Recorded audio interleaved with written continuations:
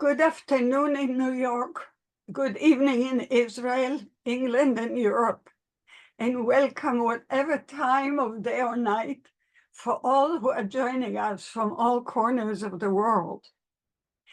I'm Yael Danieli, founder and executive director of the International Center for Multigenerational Legacies of Trauma, ICMGLT for short. Thank you for joining our webinar on reflections of children of survivors of the Nazi Holocaust on commemorating and mourning the Shoah today after October 7. Before I introduce the webinar itself, let me begin by reciting a poem that I received this morning, written directly to our topic. And I thank Jennifer Almuli for sending it to me. I will first read it in Hebrew, and then I will read the translation combined from Rani Dunitz and Shai Kuhn.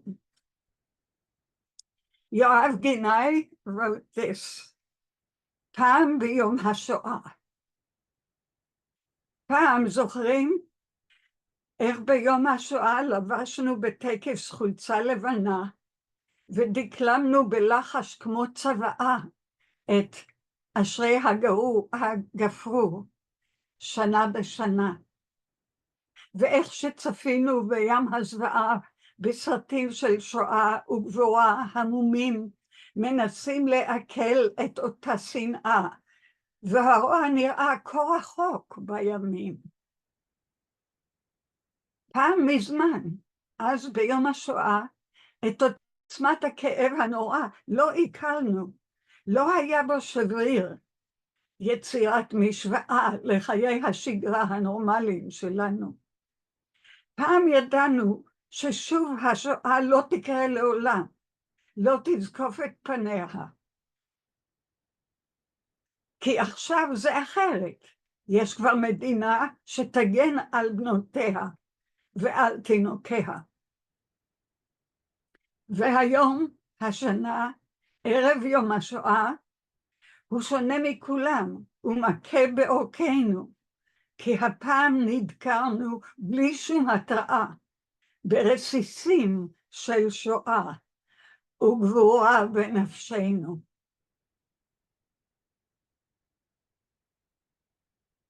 Let me read it in English now. The name of the poem is It Used to Be on Yom HaShoah. The poet is Yoav Ginai. He wrote it for yesterday.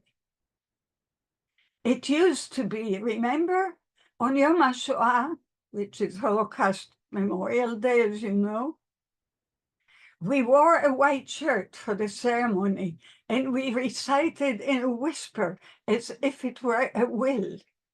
The blessed is the march, year after year. And how we watched the oceans of horror in films of Holocaust and bewildered heroism, trying to digest the hatred and the evil that seemed so far away in time. Once upon a time, on Yom HaShoah, we could not digest the intensity of the terrible pain, and there was not a fraction of comparison to the routine days of our lives.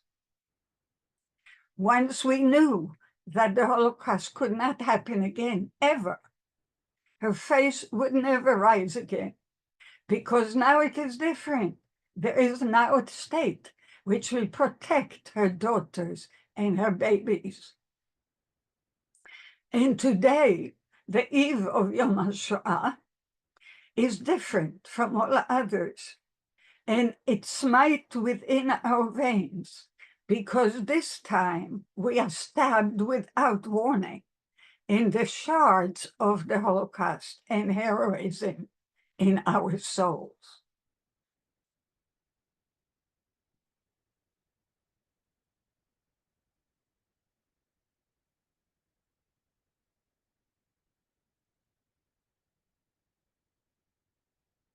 Let me now continue with a more formal introduction.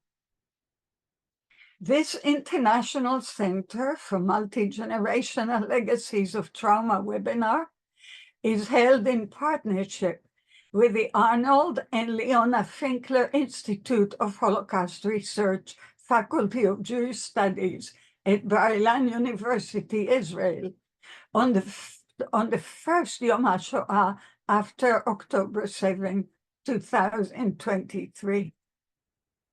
An international interdisciplinary panel of children of survivors of the Nazi Holocaust will reflect on the meanings and challenges of revisiting, studying, integrating, commemorating, and mourning of the Shoah on this May 6th, in the midst of overwhelmingly complex, multidimensional aftermaths of ancient, old, and new traumatizing realities. Your moderator, I am a clinical psychologist, traumatologist, victimologist, and psychohistorian. In the beginning 70s, I co-founded in New York City the group project for Holocaust survivors and their children, and since then have devoted much of my career to studying, treating, writing about, and preventing lifelong and multi-generational impacts of all massive trauma, to ensuring victims' rights, to the rights of future generations, and to reparative justice. As a psychohistorian, I conceive of history not only as a set of dates and events, but as it is lived and as it shapes our identities and guides our choices and lives today. Our first speaker today is Judy Baumel-Schwartz, who is professor of Jewish history and contemporary Jewry at Bar Ilan University in Israel.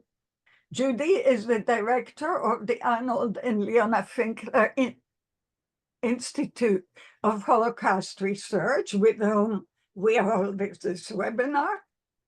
The Rabbi Pynchas Brener, professor in research on the Holocaust of European Jewry, and professor of modern Jewish history in the Israel and Golda Koschitzky department.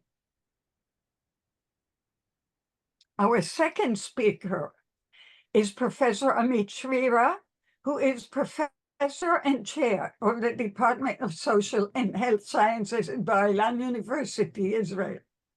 Amit is also a practicing clinical psychologist. His research program focuses on the late life effects of massive trauma and its intergenerational transmission. He serves on several editorial boards and the advisory council of the ICMGLT, and is the recipient of the Early Career Award granted by the Star Society. Our third speaker is Naomi Levy, second generation with Polish and German child Holocaust survivor parents. She was originally a family law solicitor, later requalifying as a couples therapist. Since her retirement in 2015, she has focused her life on family Holocaust research and writing, feeling the necessity to create a record for the previous generation to be passed on to the next generation. She resides in both Jerusalem and London. Last but not least, journalist Aaron Hurt Mannheimer. Aaron was born in 1948 to Holocaust survivors in Feldafing, a displaced persons camp in the United States-occupied Germany. He served as the editor of Reform Judaism magazine from 1976 to 2014, and as editor-in-chief of the Holocaust Library. His books include Jagendorf's Foundry, a memoir of the Romanian Holocaust and Jews, The Essence and Character of a People, co-authored with Rabbi Arthur Hertzberg. We have 2 hours for the webinar. Each of our panelists will speak for about 10 to 12 minutes. Following an interchange among us, I will open the floor for questions or brief comments from the virtual audience. We will then conclude with quotes last words. Please use the chat function, and we'll do our best to respond to as many as we can. Please feel free to direct your question to a particular panelist or to the full panel. I now have the pleasure to offer the screen to Judy Baumel-Schwartz. Thank you very much. I want to thank Dr. Yael Danieli for inviting me to participate in this webinar, and to thank my fellow panelists for being here, and of course, all of you in the audience as well. So for my 10 minutes, how am I going to use them wisely? I think I have 3 topics I want to talk to you about. The first one is a very Israeli topic. It has to do with the siren in Israel on Memorial Days, that is on Yom HaShoah, and on Memorial Day for Israeli soldiers, which will take place in another week. We have a siren. A siren sounds, and everyone in the country is supposed to stand at attention and to remember the 6 million on Yom HaShoah. About a week ago, I wrote something about Yom HaShoah after the 7th of October, and it was mainly about this year without the siren, please. On the 7th of October at 6:30 in the morning, we were all woken up by a siren. It wasn't a one-tonal siren, which is what they sound on Yom HaShoah and on Yom HaZikaron, Israel Memorial Day. It was a rising and falling siren, an emergency siren that is sounded in the country when there is a missile attack, which was what was going on. It was the first of many hundreds and thousands of sirens that have been sounded in the country, the last one being just a very short time ago up north here in Israel. I'm talking from Israel, 8:15 at night, so it gives you an idea of what goes on here. And my feeling was, every year, I have lived in Israel for 50 years, for every year that the siren sounds, there's always something that is announced on radio or on television beforehand. In the case of a true attack, it will not be a one-tonal siren, but the siren will rise and fall as it does in emergencies. And I said to myself, that is the last thing that we need to hear, because to hit a one-tonal siren, it has to go up. And at the second that it goes up, there are people who, if they're lucky, their stomach will turn over. And if they're not, they will panic, because that is our automatic response. We hear that siren here in Israel, and the first thing that you do is to run. You run for shelter. You run for your safe room. You run out of your house into the nearest public shelter. And for those of us who don't have them, like me, we run into the only corridor that doesn't have an outside wall.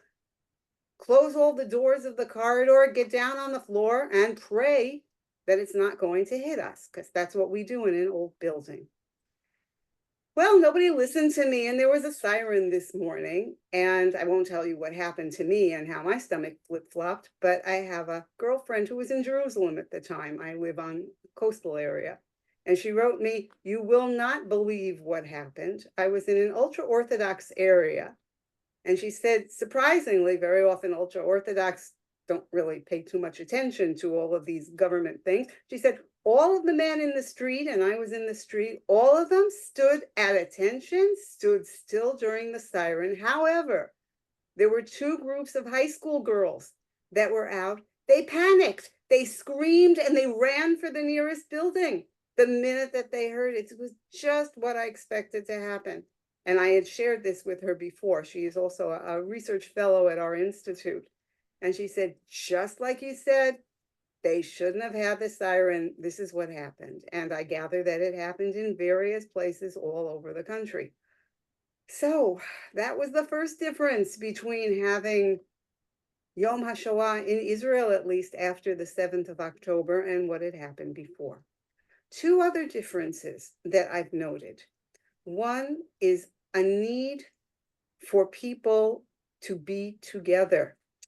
Up until this year, we have had Yom HaShoah ceremonies all over the country at all times. Starts with schools, elementary school, high school, universities have them. Public institutions have them. They have everyone has a name ceremony where they let people read out lists of names of Holocaust victims, friends, families, just names that they get from Yad Vashem. This has always been taking place. And yet there are a lot of people who wasn't nice. They would never say it out loud, but Yom HaShoah, enough already. We've heard so much. Yeah, we stand for the siren, but that's it. Let's get it over with. We have other things going on in the country. Not this year, folks, because all of a sudden, Shoah wasn't 80 years ago, far away, long ago. No, Shoah was here and now. There was an entire debate that took place whether one should call the acts and the events of October 7th a Holocaust. Was it a Shoah? And of course, many people, including historians like myself, wrote and said, no, of course it wasn't. They were Holocaust-like acts, but it wasn't a Holocaust. We have a country. It happened in a sovereign Jewish state. It happened when there was an army that came and fought back and is continuing to fight back. However, many of the events that took place were all too reminiscent of the Holocaust. I won't go into any of the more horrible descriptions, just one. Taking a Jewish boy from his home and marching him from house to house and having him call out to people, come out, otherwise they're going to shoot me. And at the end, they shot and they killed him. But that's how they got people to come out. And this is exactly what the Nazis and their collaborators did during the Shoah. So people realized that it's now, and people wanted these ceremonies this year. You would not find anybody who even secretly in their heart would say, Yom HaShoah has nothing to do with me. No way, Jose, today it has something to do with you. Everyone in Israel felt some type of a connection because Shoah is here and now. So the second thing after the siren is the togetherness. The third topic, which is a very personal one because everyone participating here is second generation or third, I mean here on the screen, not the audience, second generation or third generation. What does it do to us as children and grandchildren of survivors? Well, I have been on webinars and seminars and Zooms all day since yesterday already at 4 o'clock in the afternoon. And for me, this is my week. I'm a Holocaust specialist, so this is going to go on all week. In between, in order to clear my mind for the 3 minutes that I have, I do what everybody does. I look at Facebook. And you know what's going on Facebook? There's something that I usually don't share anything that doesn't have to do with personal history, family. But this one I shared. If any of you are my friends on Facebook, go in, you can see it. It's the last thing that I shared. It's a picture. Wait a second, let me bring it up. Can I share screen? No, it's too complicated. Go into Facebook. I'm sure many of you have seen it, of a little boy standing on a little platform, and his grandfather, the survivor, is next to him, and the boy is saying, but if you won, you're supposed to get a trophy. And the grandfather is saying, you are my trophy. In other words, what does it mean for survivors, for second generation, for third generation, all of a sudden to have Yom HaShoah? Do we feel that we won? Now, I'm going to end with something really personal. Today, for me, is what I call Schizophrenic Day. Why Schizophrenic Day? The Hebrew date of Yom HaShoah is the 27th of Nisan. the Hebrew month of Nisan. It was chosen for various reasons, exactly in the middle between the Warsaw Ghetto Uprising, which took place on the Passover Eve, and between the establishment of the State of Israel, and they wanted something that would be a combining or something that would be a culvert between the fighting in Europe, the establishment of the state. However, it happens to also come out on a day that few people know, was the liberation of the first concentration camp in Europe named Ohrdruf. Ohrdruf was a satellite camp of a much larger camp called Buchenwald that was liberated the next day. On the 11th of April, and the Hebrew date on Kafchet Nisan, the 28th of Nisan, which is today's Hebrew date.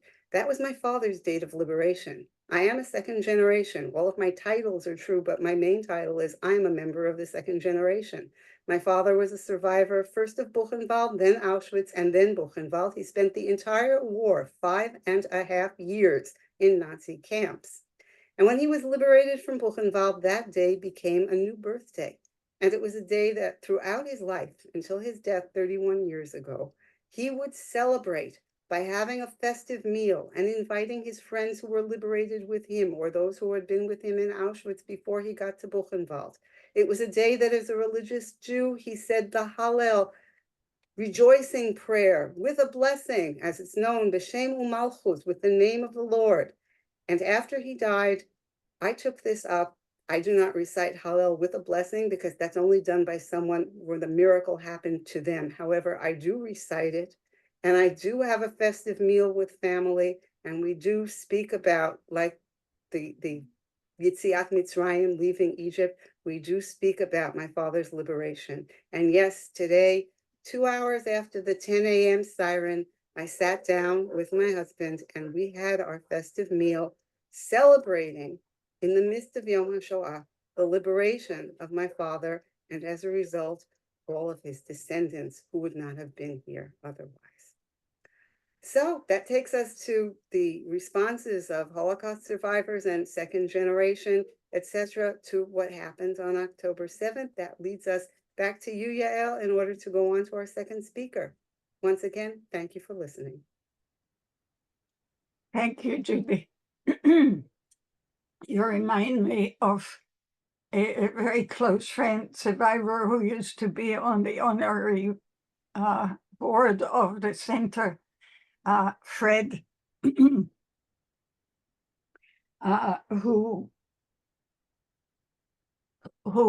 quotes observed rather than celebrated Yom HaShoah with half a potato.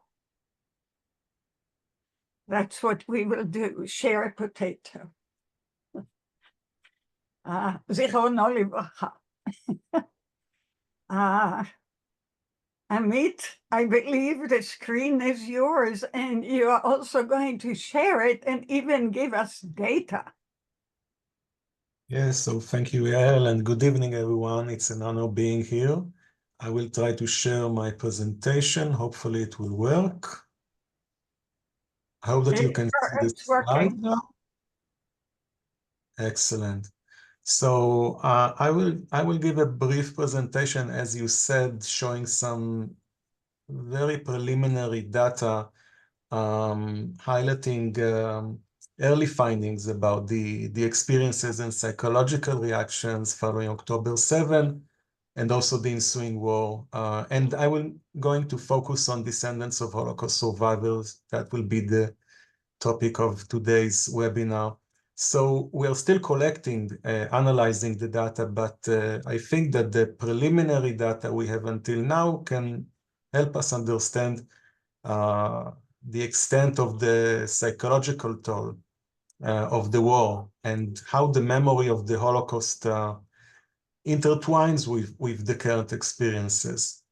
And I hope that these findings will further the discussion that we're having about Holocaust commemoration, mourning, in the traumatic reality that we are experiencing for the last 6-7 months. So I will just give a very brief, very short review of past findings regarding the reactions of second generation, third generation to stressful events. We already have a lot of evidence showing that children, grandchildren of survivors are generally resilient, functioning well.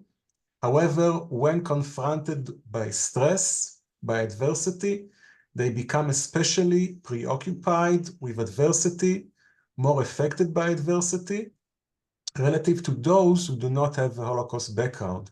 So I will give you a few examples. Second-generation women who coped with breast cancer suffered greater emotional distress than other patients.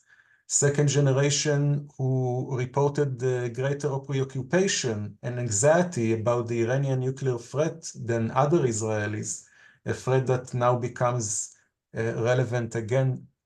During the COVID pandemic, we found that second generation caring for their parents experienced more significant increase in caregiving burden.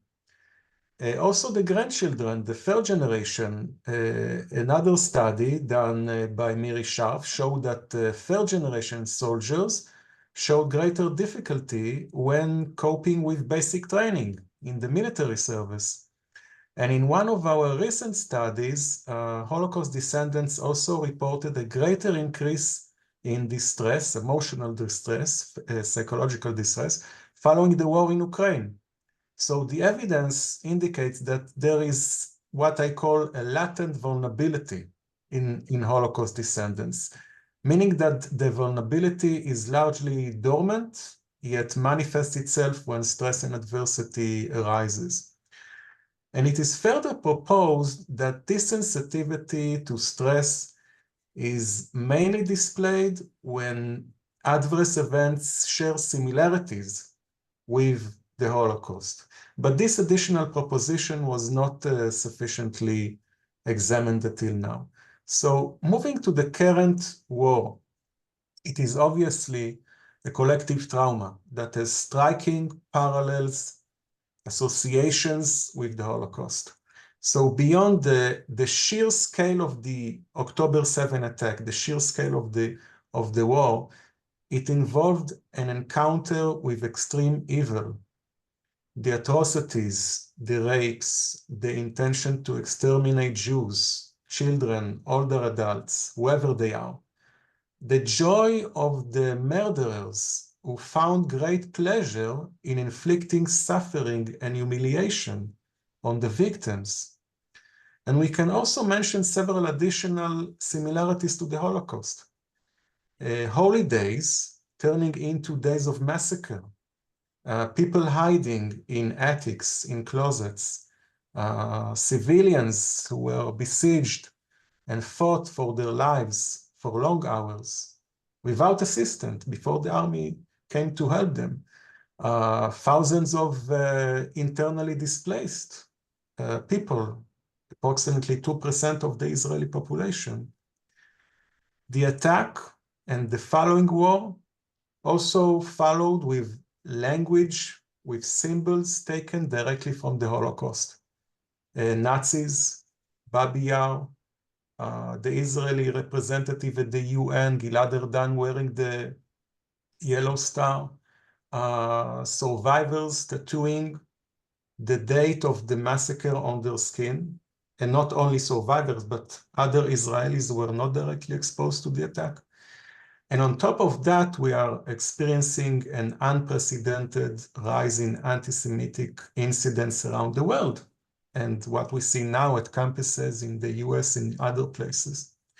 So my colleagues and I were interested in studying how Holocaust descendants may be affected by the war. And due to the resemblance between the current events and the Holocaust, we also examined the extent to which people associate between the current reality and the memory of the Holocaust.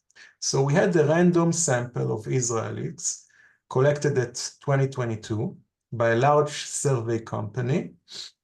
And following October 7, we reassessed the same respondents in December 2023. So the data provided a unique opportunity to compare the psychological status of the respondents before and during the current war. And we had 582 respondents who completed the survey at both time points. And as you can see, the sample included both second generation, third generation, because you can see that the age range was quite wide. The sample included also comparison groups, Jews from European origin families who were not directly exposed to the Holocaust, so we could compare Holocaust descendants to comparisons. And the rates of exposure to the October 7 were not very high, the direct exposure, but indirect exposure was quite frequent. You can see that, for example, a third of the sample knew significant others who were murdered, kidnapped, or injured during the war. So this slide presents the main finding, the rates of psychopathology, comparing the period before the war, November 22, to the period during the war, December 2023. And I divided the respondents into Holocaust descendants over here and comparisons over here. Those were not descendants of survivors. And we looked at three main markers of distress: PTSD, depression, anxiety, represented by the different color bars here. So you can see that pre-war rates of distress were much lower compared to rates during the war. And this can be seen in both groups, Holocaust descendants and comparisons. And the rates of distress were exceptionally high in December 23, which is not very surprising, of course, but the increase was more striking among Holocaust generations. So I will give you one example. Whereas the rate of PTSD before the war was around 10%, 11%, the rates increased to 21% among Holocaust generations, but it remained similar, 11% among comparisons. And we can see the same trend with anxiety. So these findings support the latent vulnerability hypothesis, meaning that the sensitivity of Holocaust generations reveal itself when they are confronted by stress. As I mentioned before, another aim of the study was to assess the extent to which Israelis associate between the current war and the Holocaust. So for this purpose, we investigated whether individuals consider the connections and similarities between the current war and the Holocaust, but also how they experience such a connection. So images related to the current war may trigger memories, may trigger images from the Holocaust. But this process can occur deliberately when one thinks about, contemplates about the similarities between the events.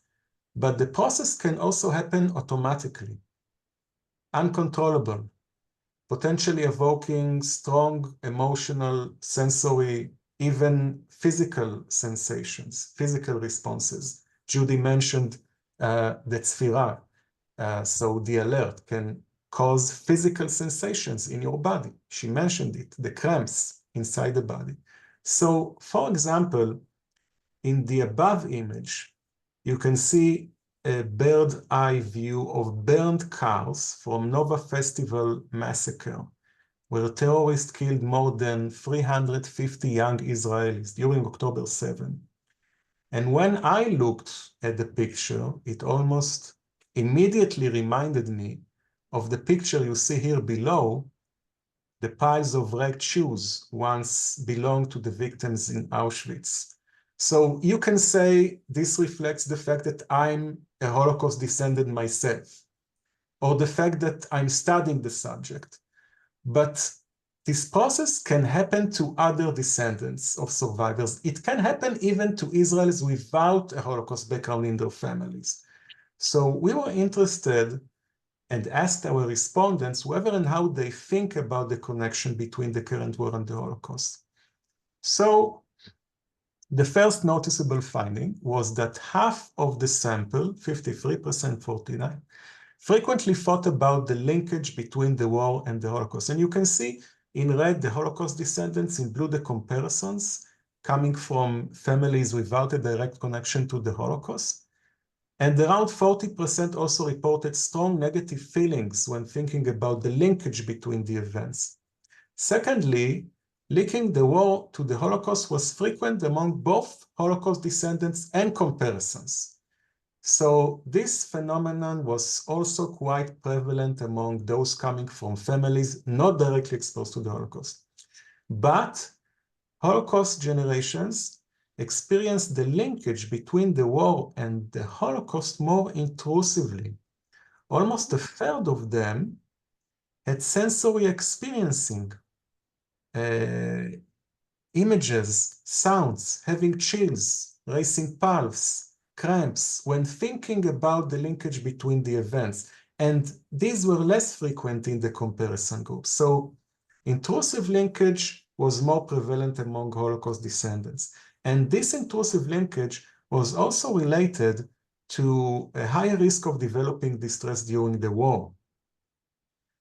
So moving from the Israeli study to another study outside Israel, of course, we know that Jews were also indirectly exposed to the war, experienced a dramatic surge in anti-Semitic incidents. And together with my colleague, Dr. Irit Felsen from Columbia University, we initiated a survey focusing on American and Canadian Jews. We are still collecting the data, but I can already share some interesting results from around 400 respondents participated until now in the survey. In this survey, we focused on second generation, so respondents were middle-aged and older. You can see the age range was a bit higher relative to the Israeli sample. And many respondents reported anti-Israeli demonstrations, exposure to anti-Semitic incidents in their place of living since October 7. These figures are since October 7. 12% reported being verbally attacked because of their Jewish identity. We did not have data on pre-war distress in this sample, but we asked participants to retrospectively report symptoms of depression, anxiety in the weeks before October 7, in addition to the current symptoms. So you can see the main finding here, the rates of depression in blue, anxiety in green, before the war and in the present, based on retrospective accounts, of course, but we divided the sample into three groups: comparisons coming from Jewish families with no direct exposure to the Holocaust, Holocaust second generation with one survivor parent, and Holocaust second generation with two survivor parents. So compared to the pre-war levels, current distress levels increased in all groups, but the increase was most noticeable among Holocaust second generation with two survivor parents. In that particular group, around 40% reported depression, around 60% reported anxiety during the war.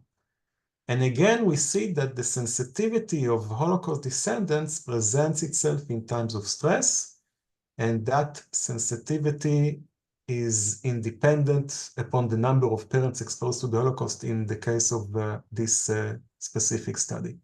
So like in the Israeli sample, we assess the linkage between the war and the Holocaust. I guess that in most cases, the participants in this study connected not what happened maybe in October 7, but mostly what happened during the anti-Semitic incidents and demonstrations to the Holocaust. And here we see an even higher number than the Israeli sample, but we have to remember that this was a convenience sample, so it was a biased sample. But in any case, around 70 to 80% thought about the connection between the war and maybe the anti-Semitic wave and the Holocaust. And the rates were similar, again, among Holocaust descendants and comparisons. And replicating the Israeli findings, we see that Holocaust second generation reports much more sensory, physical sensations when thinking about the linkage between the war and the Holocaust. Intrusive linkage was more prevalent among those who reported higher exposure to anti-Semitic incidents, and also was related to increased risk of distress during the war. So I think that we can speak about some early conclusions that we can formulate from these findings. First, relative to others, Holocaust descendants demonstrated stronger psychological reactions to the war, even though they showed pre-war resilience. This provides strong support for the latent vulnerability hypothesis. Secondly, many Jews in Israel and abroad, US, Canada, from Holocaust, non-Holocaust families, link between the current traumatic reality and the Holocaust. However, Holocaust descendants experienced such thoughts in a more automatic, intrusive way, also experiencing sensory, physical sensations while they're thinking about the linkage between the events. And lastly, the intrusive linkage between the current war and the Holocaust may partially explain why Holocaust descendants are more sensitive to the current war and possibly to other adversities. So I would like to end my presentation by briefly acknowledging and thanking my research colleagues who took a vital part in the studies I presented, Irit Felsen, Lee Greenblatt, Kimron, and Yuval Palgi. And I also thank you for your attention. Thank you very much, Amit. Extremely valuable. Further evidence to Zahava Solomon's original observation that there is a vulnerability in second generation that gets, she called it apperception, right? That gets reactivated or activated in their own traumas. I wish at some point that you also incorporate the Danieli inventory for multi-generational legacies of trauma in your studies, so it won't remain in the psychopathological discussion, rather in the human day-to-day discussion realm. But we can talk about, of course, forever separately, indeed. Dear Naomi, the screen is now yours. You have to unmute. Thanks. Absolutely. Thank you, Dr. Danieli. I feel truly honored to be part of this illustrious panel. Everything that's been said up until now really resonates with me, and I'm very struck by the findings of Professor Srira's study. It is fascinating. So I'll be talking about commemorating and mourning the Shoah after October the 7th, really in a personal capacity as second generation Holocaust survivor, parents and grandparents. They were originally from Poland and Germany, and they all had very different experiences that span many countries. So we're talking here about Poland, Slovakia, France, Germany, Holland, and England. So when researching those experiences, I've had to study the Holocaust era in each of those countries. And I continue to do so. And I'm currently very much in Amsterdam, which is where my paternal grandparents lived for a number of years and from where they were deported to Sobibor. I reside, as Dr. Danieli explained, in both Jerusalem and London, and I travel back and forth continually, having children and my survivor mother back in London. I follow developments closely, both in Israel and in the UK. October the 7th was a shock and remains a shock. The response to October the 7th in the UK was a shock and remains a shock. This shock is ongoing within me. It is hard to find the right words to describe the sense of being surrounded by something oppressive, with echoes from my family history often emerging as I read the news. Alongside, I've not remained silent, and my resolve to stand up for who I am remains strong. In London, I wear my Star of David necklace openly, despite having experienced stares on the underground, and my mezuzot remain on our doorposts.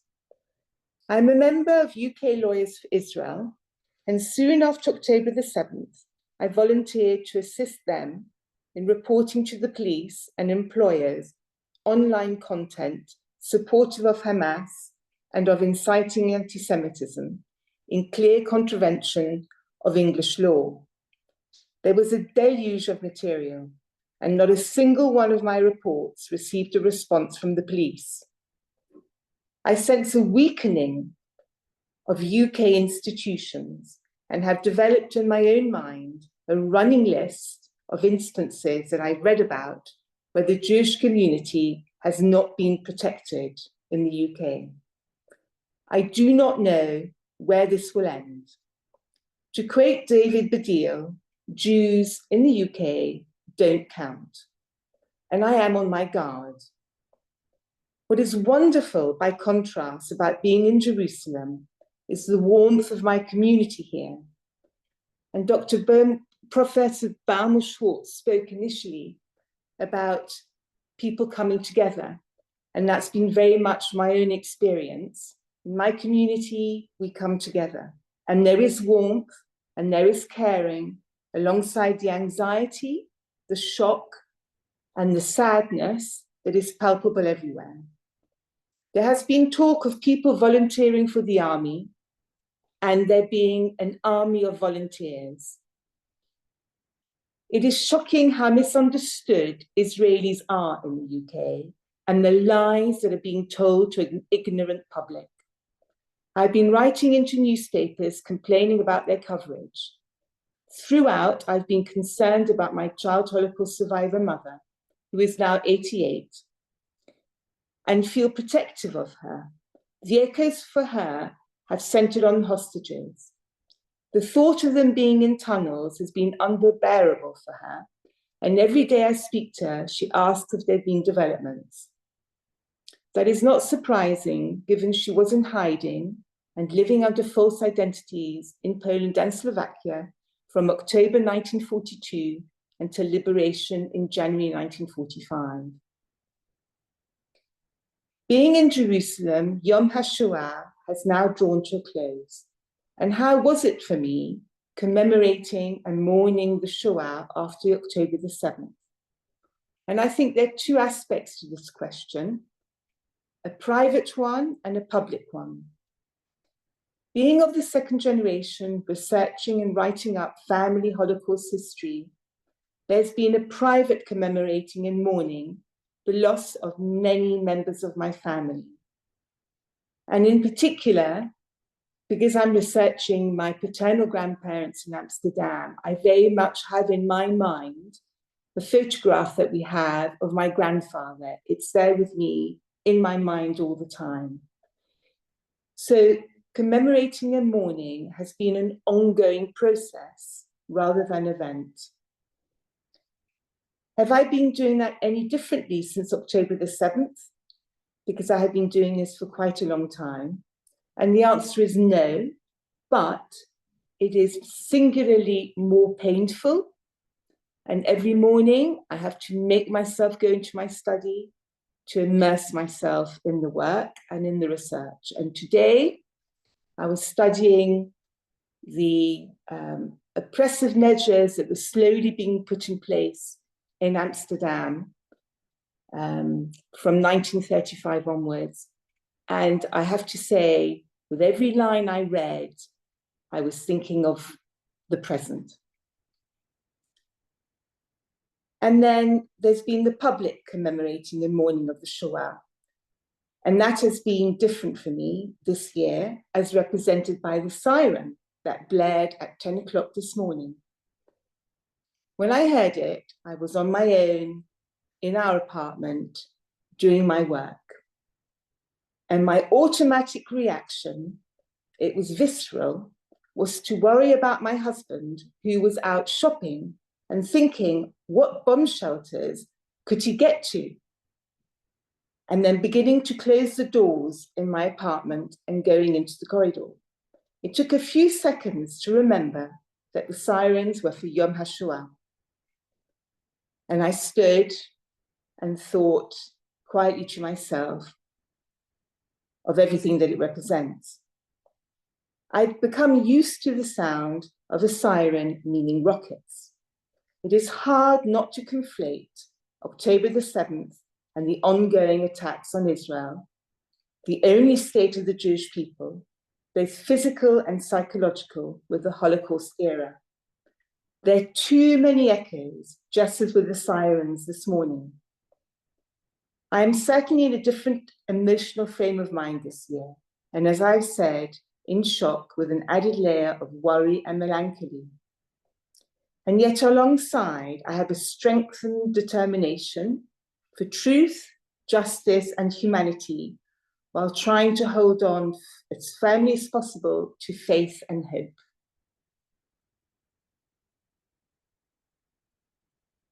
Dr. Daniele, over to you.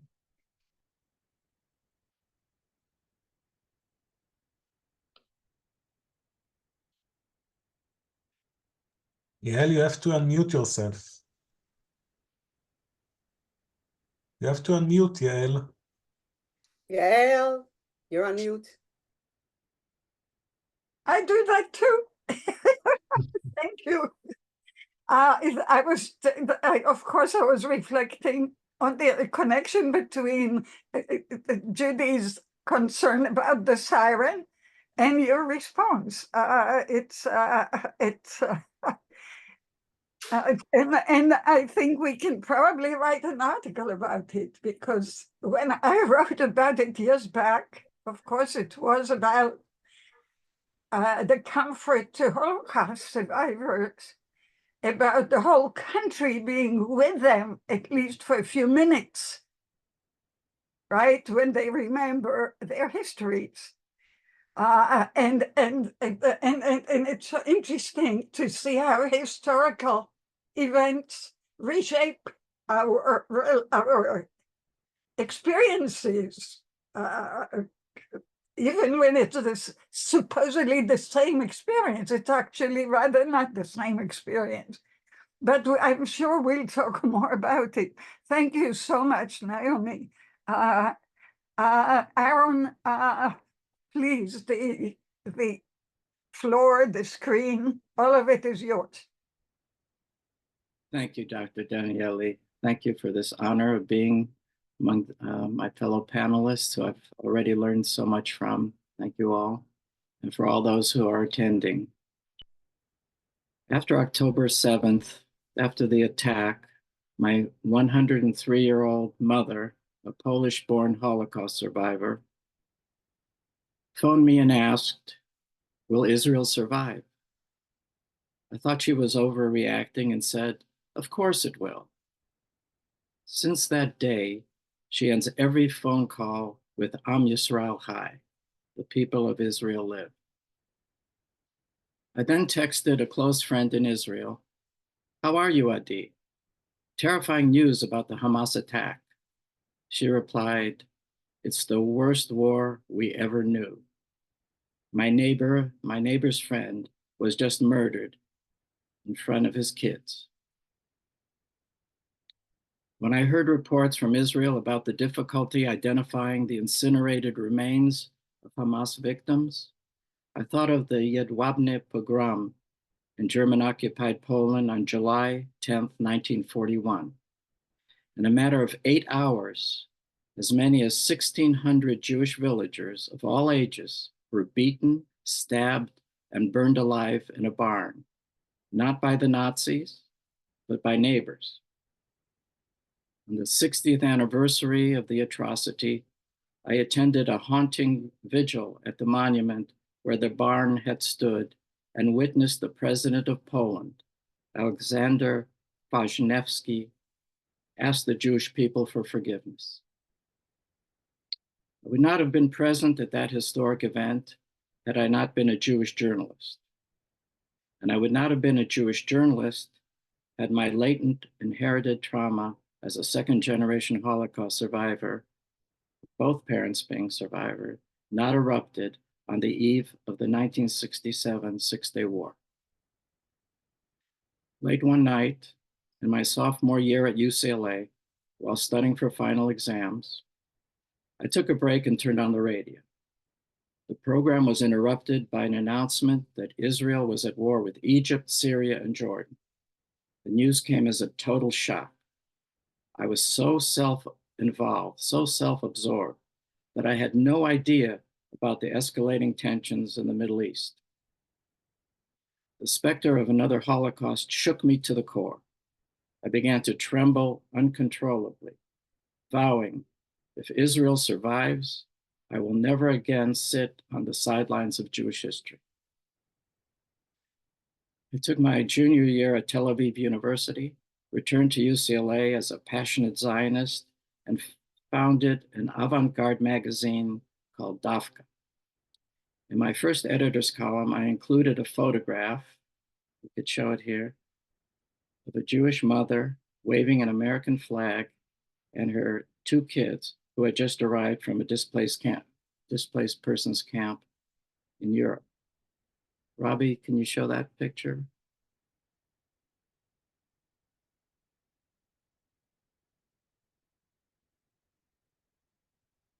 The children pictured here, I wrote, probably have and continue to be affected by the contradictions and tribulation of Jews living in Galut, meaning in exile outside of Israel. They are now college age. Perhaps they have found Judaism relevant and beautiful in their lives. It is more probable that they feel indifferent to their Jewishness. Most depressingly, they may be wearing al-Fatah buttons at this moment. Al-Fatah being the Palestinian liberation movement led by Yasser Arafat. Thank you. Today, my worst fears about activist Jewish college students identifying more with Palestinians than Israelis has come to pass. Don't get me wrong, I have no issue with any student who marches for peace. What roils me are those who vindicate Hamas and vilify Israel. Students who march with signs reading Free Palestine, from the river to the sea, and Stop the Genocide are not pursuers of peace. They are aiding and abetting the genocidal aspirations of Hamas, Palestinian Jihad, and Ayatollahs of Iran. The most prominent Jewish pro-Palestinian movement in the US today is called Jewish Voice for Peace. It defines itself as leftist and anti-Zionist. It boasts a dues-paying membership of 24,000. Its advisory board includes playwright Tony Kushner, public intellectual Noam Chomsky, and actor Wallace Shawn, son of the former editor of The New Yorker, William Shawn. Since October 7th, its mailing list has increased from 34,000 to 430,000 people. I assume mostly Jews.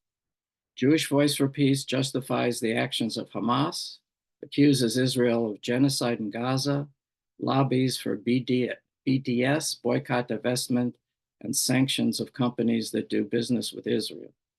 Its prescription for peace is essentially the elimination of the Jewish state. I think it would be more honest for the organization to call itself Jewish Voice for Palestine.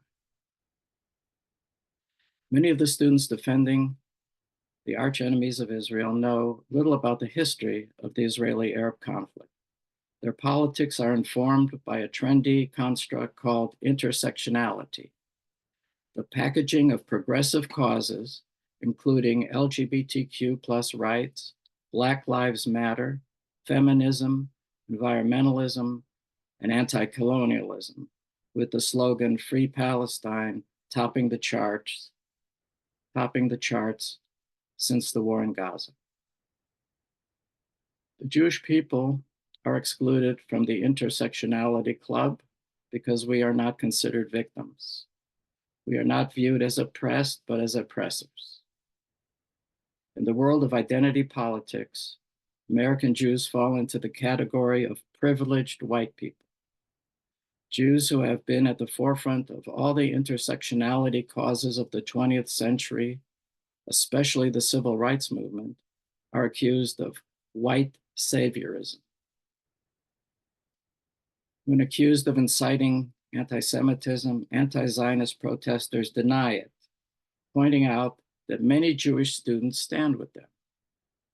They would also deny any culpability in contributing to the 140% rise in anti-Semitic incidents in the US from 2022 to 2023. The fact that Jews have been the most persecuted people in history does not resonate with students who decry Zionism while waving the Palestinian flag. They seem to be focused only on the reported number of Palestinians killed in Gaza. Indeed, the loss of so many innocent lives in Gaza is a great tragedy, excruciating to bear.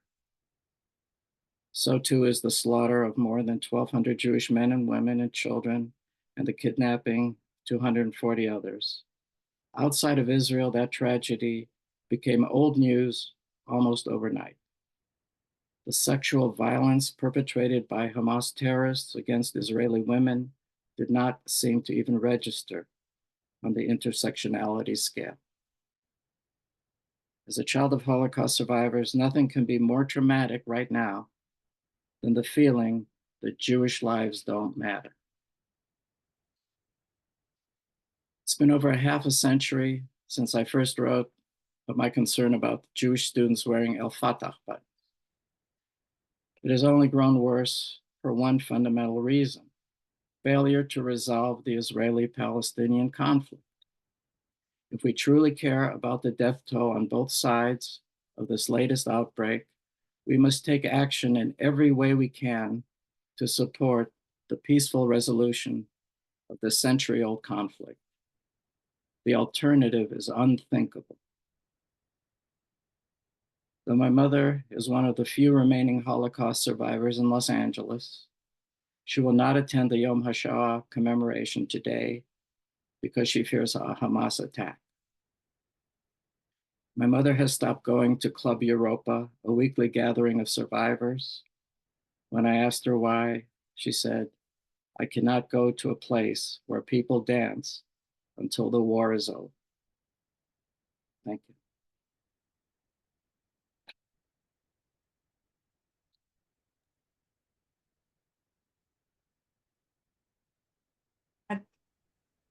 The machine is not muted. My heart is muted.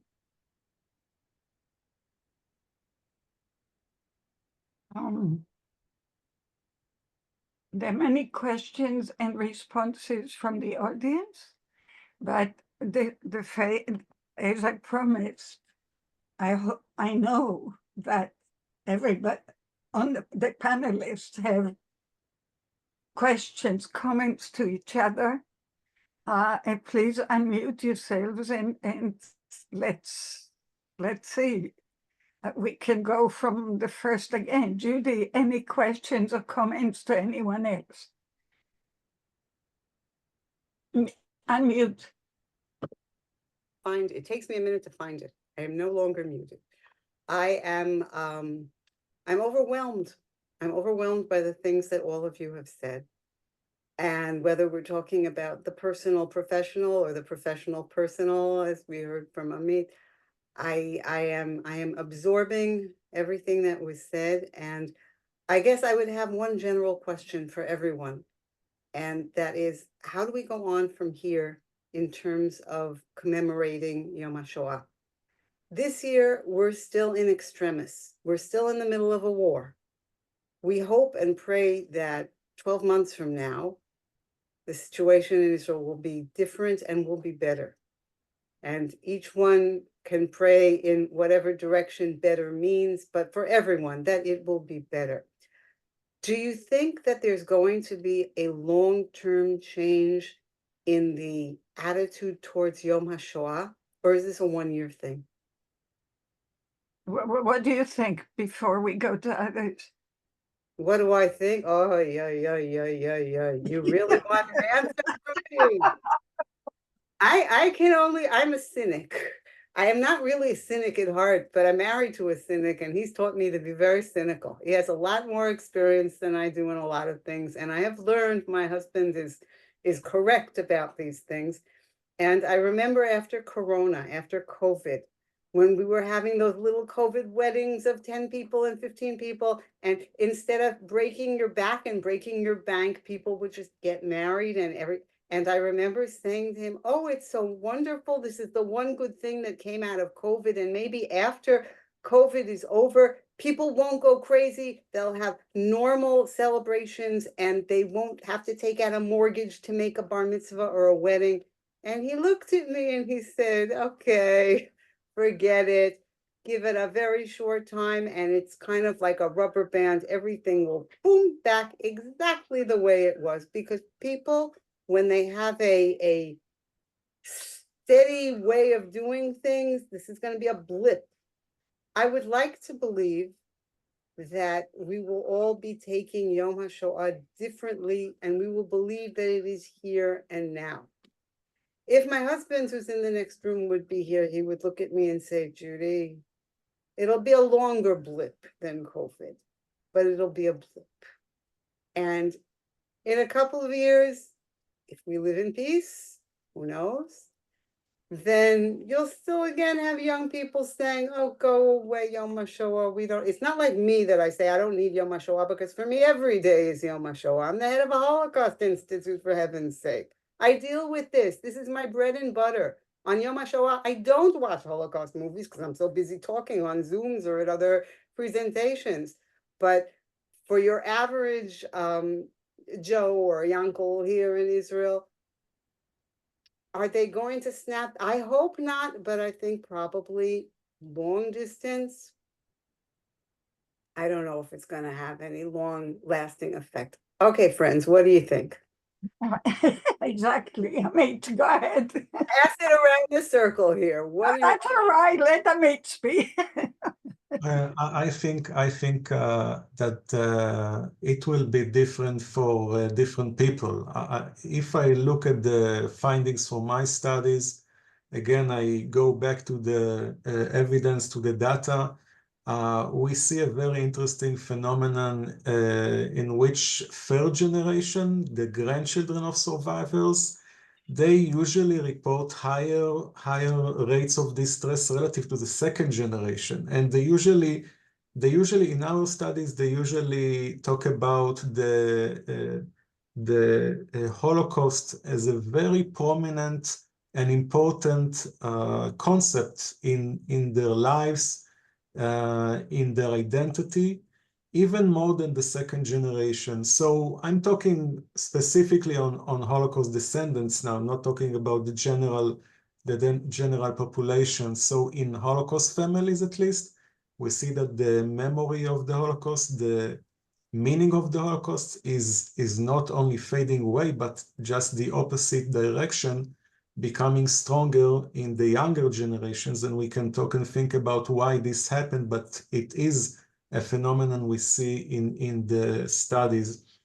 I think that in the general population, it mainly depends on how people perceive the current situation, the current reality, because the memory of the Holocaust, the concept of the Holocaust, is like a web of representations and concepts.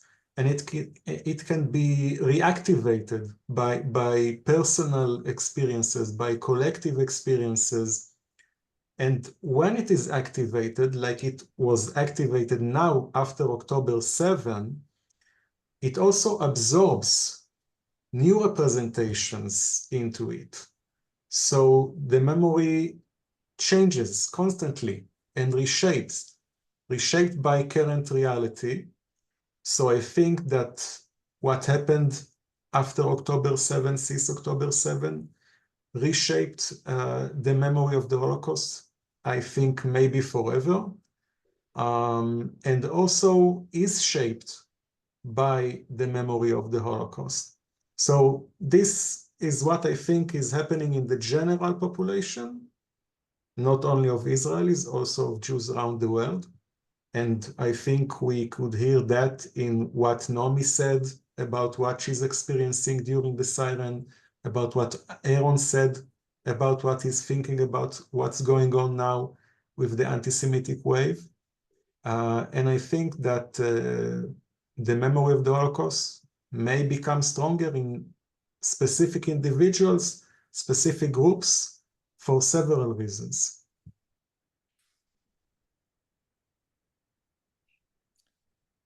I have to say, I share Professor Shriya's response. And I say that because thinking of my own children who are in their early 30s, we went recently to a Stolpersteiner ceremony in Amsterdam of my great aunt and her children who were murdered in Auschwitz.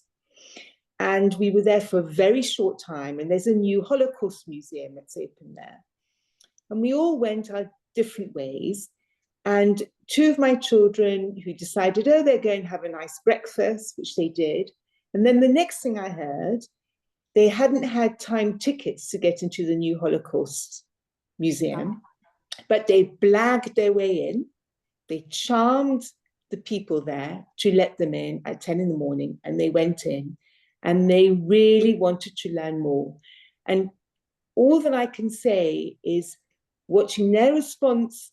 They're living in the UK, watching their response to the unfolding anti-Semitism, the media, and then what happened over those few days. I think they are relating differently to our family Holocaust history than they were before. And they are also being strengthened in their own identities.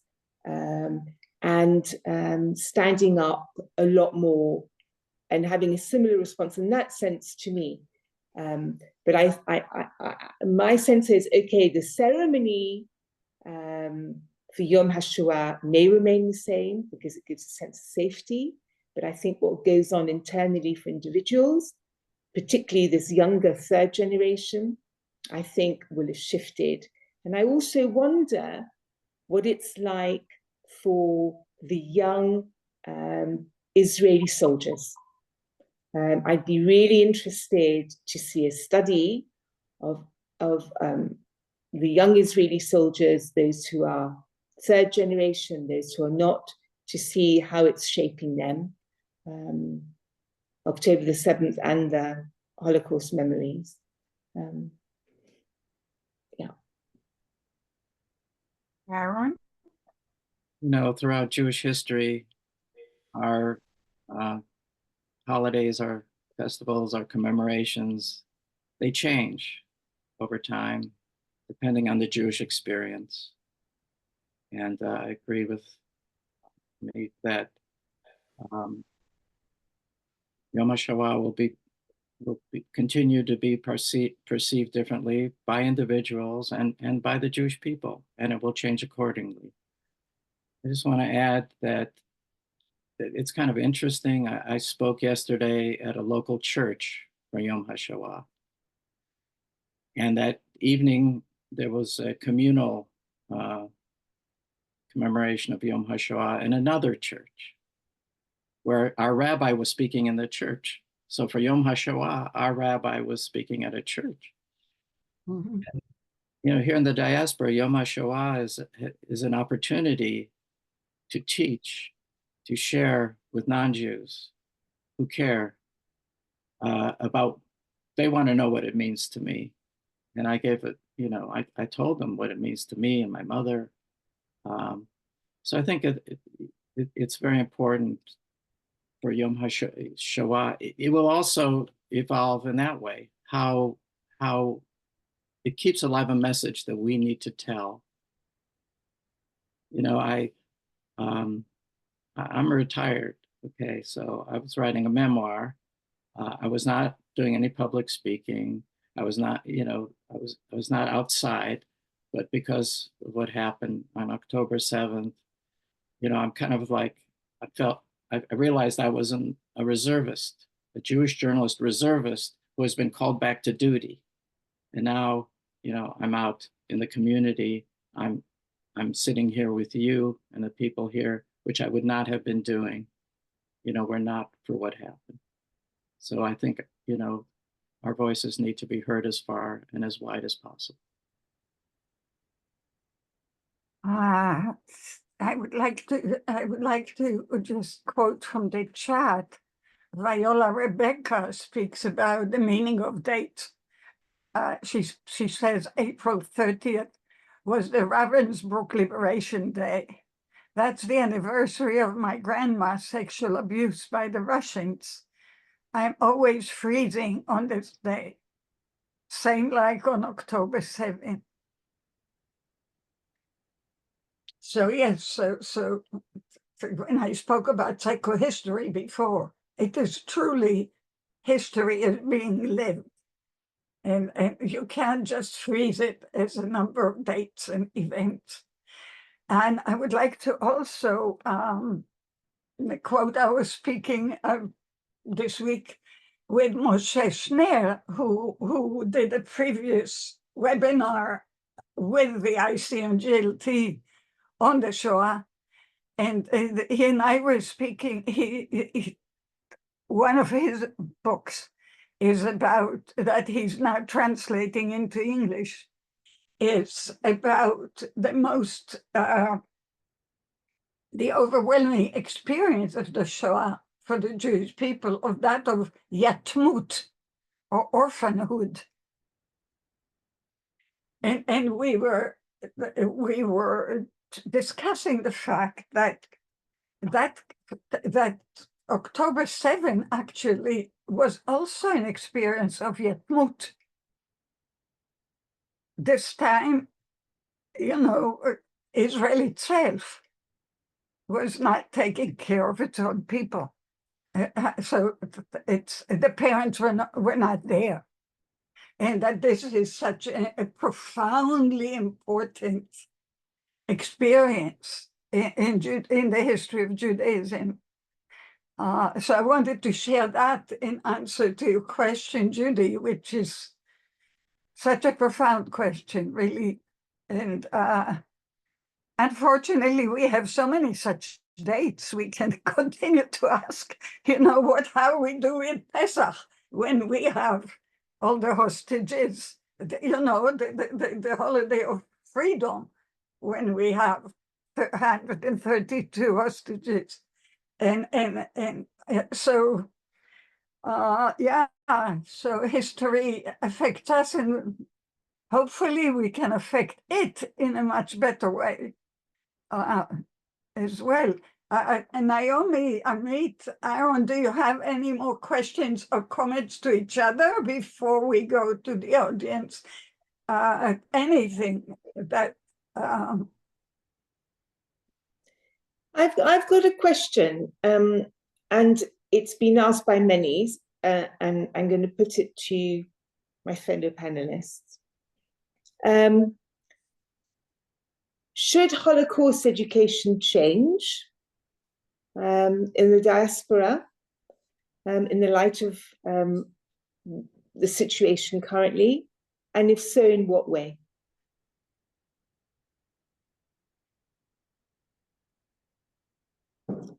I'm having a game in my mind if I can predict how each one of you will respond. Let's start with Aaron and go back. Aaron, go ahead. One of the things that really struck me when I started my magazine in 1970 was that there was no Holocaust education in any Jewish school. No synagogue had Holocaust education. And, so from 1945 to 1970, no Holocaust education. Now there is Holocaust education in many schools. How adequate it is, I don't know.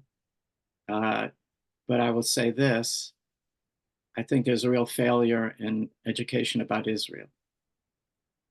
And I want to say that because I think one of the reasons that so many Jewish kids on campus are demonstrating against Israel is because they were given, if they got any Jewish education at all, they were only given a very one-sided view, nothing about the complexity of the Israel-Palestinian conflict, no idea that both sides had some legitimate claim to the land. It was just always, waving the flag. When they got to college, they were ill-prepared to deal with any criticism of Israel. They were, and basically they had to either be quiet or hide. So, if we hope to do anything in the future with our kids to prepare them for their own sake, so they're not so hurt, and those that don't turn on us and say we've been given a lie, we have to do a better job here in Israel, in teaching kids about Israel, and just taking them when they're 16 there on a quick trip. It does not do the trick. It needs to start young. Judy or Amit, just go ahead. Amit, go ahead. Well, I'm not so familiar with Holocaust education abroad, but I can say that in Israel, there is virtually young people are quite ignorant about the Holocaust. They do not know even the basic facts about the Holocaust. And I repeatedly see that among my students, undergraduate and graduate students coming to my seminar about Holocaust and intergenerational transmission. And I have to give them a history lesson in the first class because they know so little about the actual narrative, the actual story of the Holocaust, what actually happened there. So in response to your question, Naomi, I think that we have to begin by doing Holocaust education before we think how to change it. I don't know what's going on abroad, but in Israel, and I guess that probably Judy is going to speak about it, most of the material about the Holocaust was dismissed from the things that people learn in school. So we see a great ignorance in regard with the Holocaust. And I think that it also relates to what I spoke before about the traumatic memory. That the traumatic memory, because we see both things happening in parallel. On one side, more ignorance, and on the other side, the Holocaust memory turning to be more traumatic. Why? Because we don't know what happened there. So what we're left with is only with shreds of sounds and images and movies and things young adults meet in social networks, but they don't know the coherent narrative. So they don't know how to contain all the material and how to order it in some kind of a coherent narrative with time and place. So it is one of the reasons, I think, why we see more post-trauma and distress among younger generations, because they are getting far away and they don't know what happened there. They don't know the story, the narrative. Yeah, making an awfully huge demand on them to know the coherent story. I've been working in this for 50 years and I don't have the coherent story. But I know what you're saying. It's just that even Holocaust survivors know their story, that they wouldn't know the coherent, loud story. So it's amazing. Well, Judy, what is your impression, answer, thoughts Oh boy, if I would start, I'm not going to stop. So I'm just going to say it very. So take a deep breath and give us 3 sentences.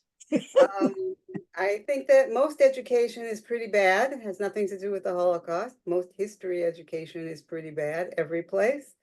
Most of the people who go into well, when I say undergraduate, I mean high school, elementary school, teaching history, they don't have the tools in order to get history across the right way to young people today. And if they're very young themselves, they certainly don't have the tools to understand it in the first place. However, I don't think it's impossible. I think that a good movie will do more than an entire year of teaching history in high school. I think that the problem is that we're facing a generation that doesn't have the patience to watch a 90-minute movie and to get something across in sound bites of 15 seconds, or how long is a TikTok movie at the most? Right, exactly. It's going to be very difficult to get anything across. It like boils down to that very common and ridiculously serious joke about what is a Jewish holiday. They tried to kill us. They didn't succeed. Let's eat. It's the same thing. Everything it's just variations on a theme, like Mozart. It's over and over. Once they tried to kill us because of this, once they tried to kill us because of that. Now they're trying to kill us because, and the bottom line is, doesn't make a difference what the excuse is. One day you can call it Jewish religion, the next day you can call it Zionism, the third day you can call it not going along with progress. It's all the same nonsense. We are hated. Why are we hated? We've lasted too long. We're the only nation that's lasted so long. If we would have disappeared like everybody else did 2,000 years ago.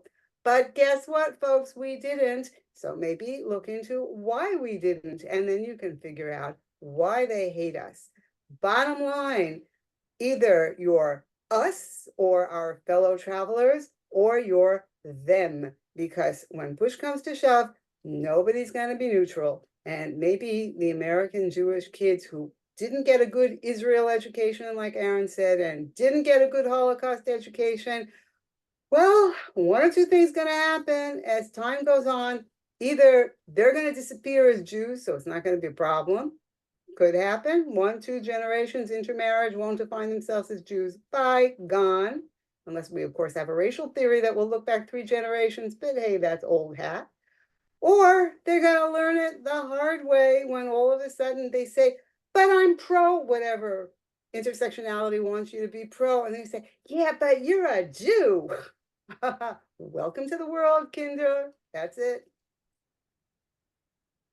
You know, it's interesting because probably among us, we know various curricula that were, that were suggested or taught by Yad Vashem, by special educational initiatives in the United States, by spend my life running by other Holocaust museums. It's not for lack of trying. And there was the whole of Europe created curricula, right? There is a special committee on education about the Holocaust. There are whole institutions that are devoted to this. So I think it's one of the good questions is indeed what stands of our way to use all this wisdom to share it with students and with the world, so the students learn and the world learns.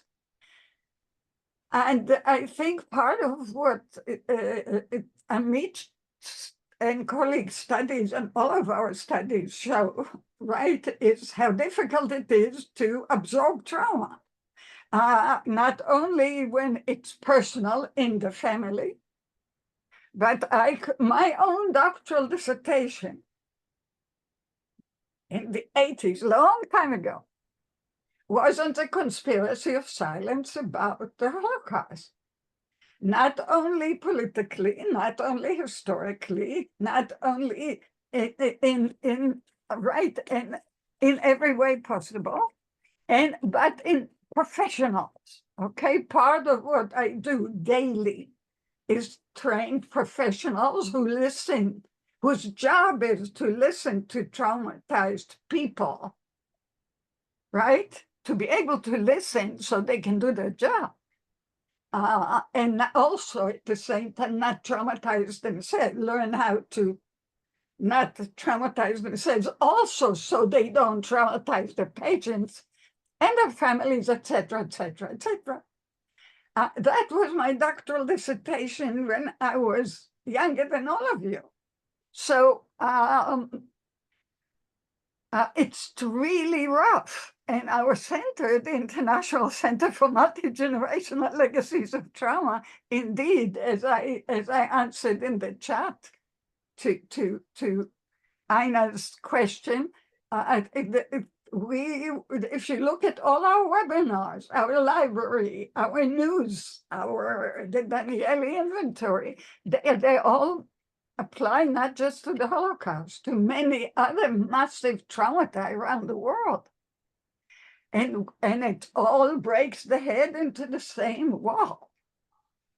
How do we learn, which means absorb, which means take it in, which means somehow making it an integral part of our minds and psyche and souls, without being demolished by it, or without just running away as if we would be demolished by it. And in many other ways, I found in my study 49 ways of not listening. Human beings are experts at last not listening to trauma. Okay, so certainly think of what your question was huge. How would the teacher take it in? How would the teacher then give it to the students? How would the students take it? How does the student come home? What happens there if he tries to talk about it with his friends or with the community? Aaron is talking about Jews, Christians, etc. It's so our challenge is immense, totally immense. It's and we try to simplify. Actually, Amit, there is one question here from the audience that's quite specific. Maybe you have the answer quite specifically, and it is whether you found age differences among second generation. Did you check for age? Do you have that? Well, yeah, I mentioned that before. I said that you mentioned a lot of things, and people. Yeah, you know, yeah. So I can. It's hard to take in. I can return to that again. So basically, what we see, and we see that over and over again, is that we have lower levels of distress, higher level of resilience among older adults. And the older they are, the more resilient they are. and we saw that even during COVID, when they were in very physical danger.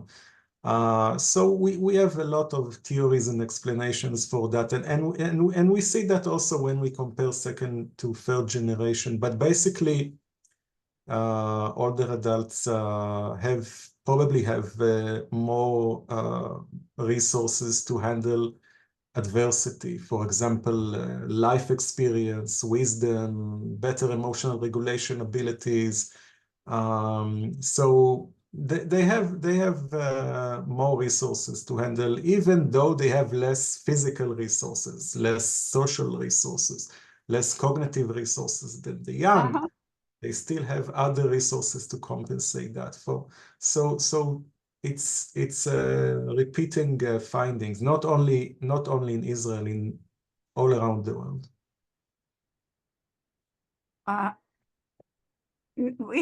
Thank you. We found it in our studies too. So I think that's a fairly uniform finding, except we also have to say the other, which Aaron's mother teaches us, right?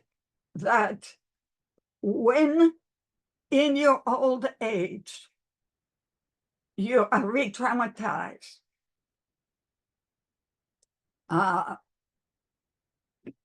it has a very destructive effect. We found that too. And actually, Amit, you have all of those studies. We can talk so much about all of this. I think we have in the audience many, okay, there are two actual questions, which I mean in the question and answer. So we have an anonymous attendee. Let me start with the one who is not anonymous. Okay, the non-anonymous is Benjamin Dukas. He says, I'm 27-year-old third-generation Holocaust survivor who grew up hearing the first-hand account of my grandparents, their friends, and other survivors in the community. Sadly, most of these people have now passed.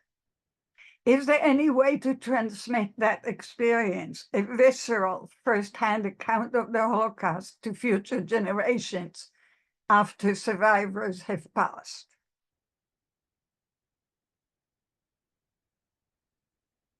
Benjamin, this is a question for so many second generation and third generation. And it's a question for the Jewish community in the world at large. Even in Israel, we have now, 138,000 survivors left.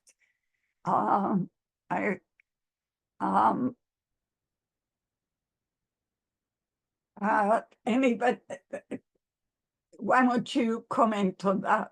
And we have a whole slew of others. Go ahead, Judy, please. Yes, this is thank you very much, Benjamin. It's a very important question.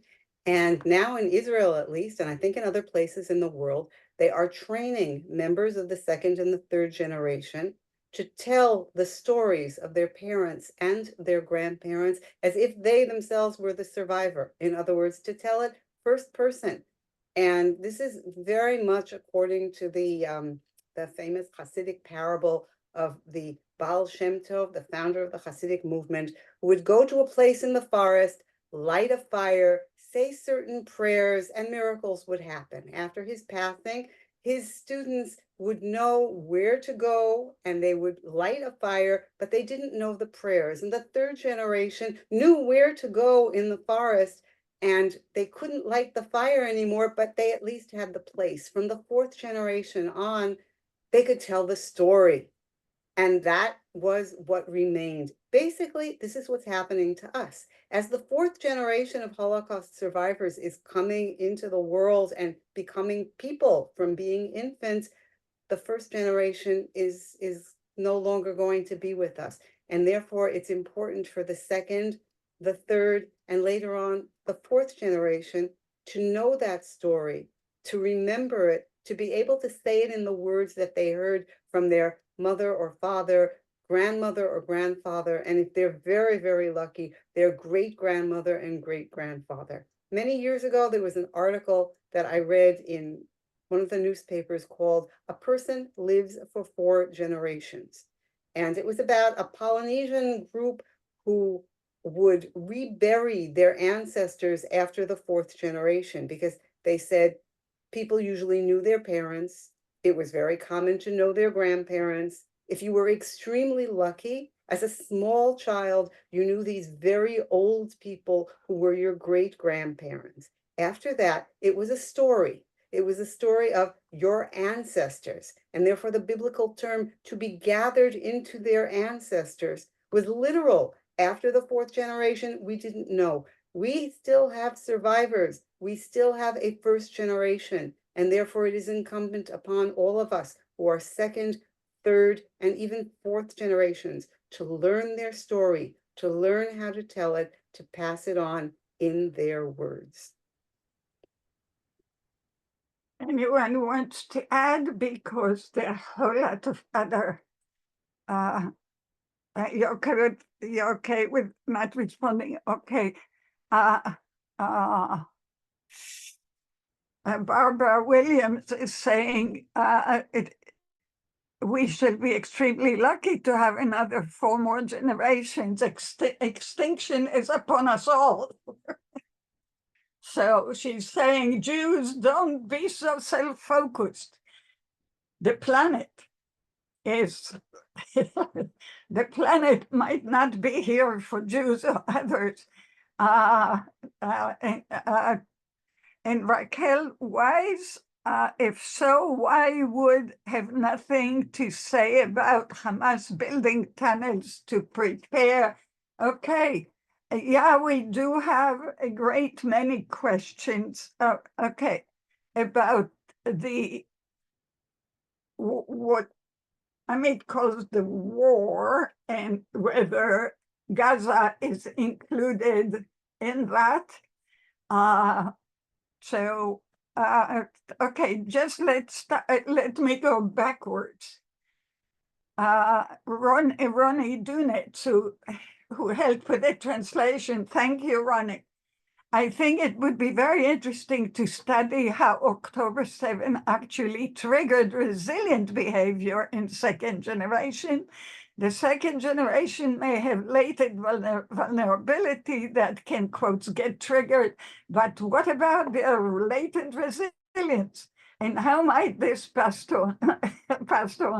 This can be looked at via many types of volunteer action, which was huge in Israel, and other areas of creative, social, and spiritual endeavors. Well, Ronnie, it looks like you have your next body of work. I can create the connection between you and Amit, and you can do this together.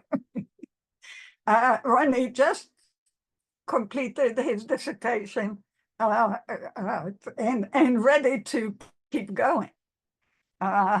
Monique Beadle, this is probably for everybody. Does the anti-Semitism genie ever goes back into the battle? Or does the level of Jew hatred that we've been exploded within American society only lead inevitably to mass violence, pogroms, etc.? I'm third generation, and this topic is keenly important to me. I would appreciate a historic perspective. Who is willing to take that on? Easy. Easy. My God, Barbara Williams says it's not Jew hatred, it is disgust at the genocide. That's a different discussion. Getting back to the question of anti-Semitism and putting it back in the bottle, I'm going to quote my late mother, who used to say, she was born in 1929, and she grew up, she was not a survivor, she grew up in the United States, and she used to say to me, you belong to a very lucky generation. You were born after the war. You were born after the establishment of the State of Israel, when it was not bon ton to be an anti-Semite. You grew up in a fiction. You grew up in Never Never Land. You grew up where it wasn't nice to be anti-Semitic overtly. But she said, just dial back the calendar a little bit, and you'll realize that you're living in a time that's not normal. Normal for Jews was being hated, persecuted, murdered, discriminated. That's what went on for 2,000 years. And you are the only generation, because you came after the murder of 6 million Jews, that you haven't felt it. Well, my mother passed away 10 years ago. And when October 7th happened, one of the first things I said was, I am so glad that neither of my parents are alive to see what is going on. Were they alive, both my mother and my father would have said to me, they were going back to what it used to always be like. So it's not putting the anti-Semitic genie into its bottle. I'm just surprised that it was in that bottle for a period of about 70 years. But now we're just back to normal. And the problem is just what we talked about, education. Jews today. But I have a reaction to that here. Judy, Renee, we are the nation of the book, and therefore we education solves everything. Sometimes education, as we sort of touched on before, is full of challenges in itself. So let's just, just 1 second. Judy Renee, a daughter of survivors who I know well. Hello, Judy. She writes, Holocaust denial runs rampant, even with documentation. So this is not just education, it's documentation. Speaking in the name of our parents and grandparents is crucial. We needed, whoops, it jumped.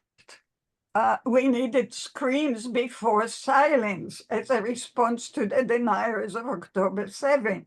And she's putting the reference to Cheryl, what's the second? Film about the rapes of October 7. Cheryl what? Come on. Why am I blocking? So she puts the Sandberg. Thank you.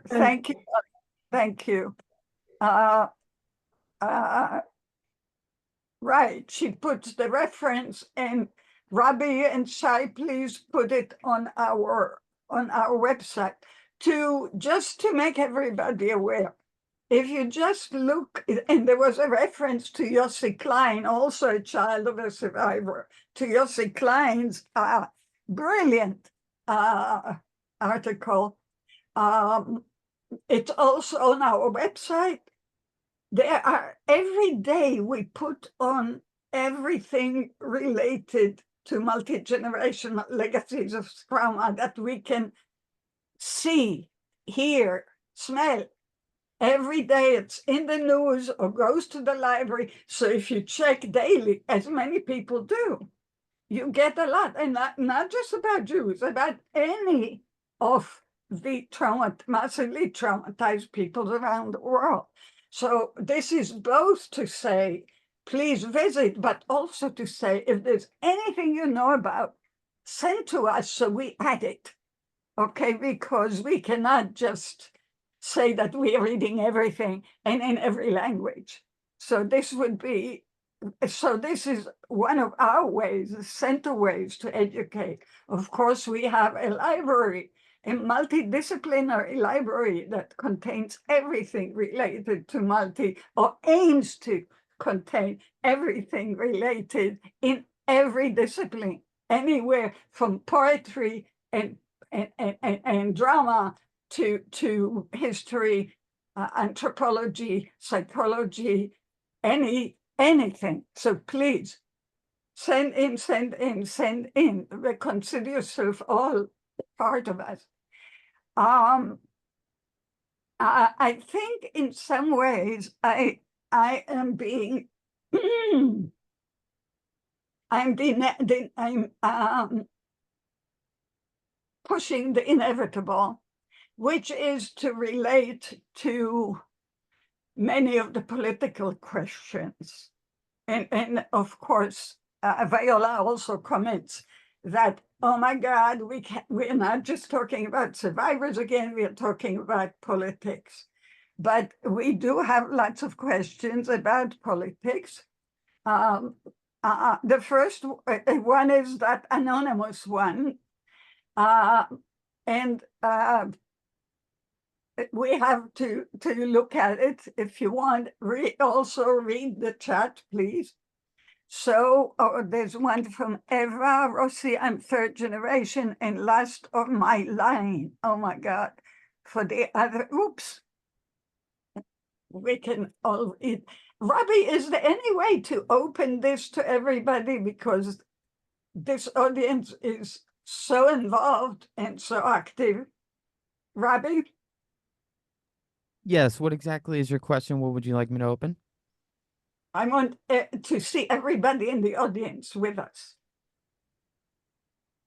And let them be able to I ask their can't own have, question instead of me read it. if there's, I can let in people in particular. I can't just bring in the whole audience at once, but I I can. see. So only one in particular. Okay, so let me read the anonymous question. Oops, where is it? It's question number 1. When surveying about the war, can you share the definition of the war? Is it the attack on 10/7 or that in combination with the ongoing fighting in Gaza? I'm trying to extrapolate if people linked the war to the Holocaust because of 10/7, Jesus. That just shows you my head. Or also perhaps because of what is happening in Gaza as a response. I do not mean to be provocative or offensive in asking this question. So why do you make yourself anonymous? Come on. At any rate, so anybody who wants to, if we have a series of comments like that in the chat, hold on.